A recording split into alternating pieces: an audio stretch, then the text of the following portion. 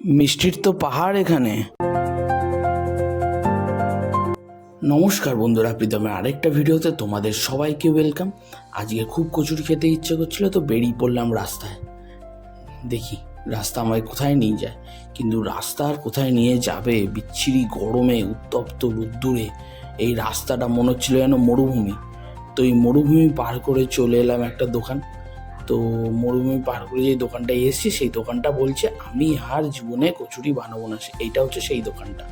তো কচুরি বানাবে না বলেছে যখন, তো এখান থেকে কিছু খাওয়া যাবে না। তো নিরাশার সাথে অন্য দোকানের দিকে রওনা দিলাম। তো উপনগরী উদ্যান বলে এই জায়গাটা নিশ্চয়ই তোমরা চিনবে, পাটুলির এখানে যারা থাকে তারা চিনবে।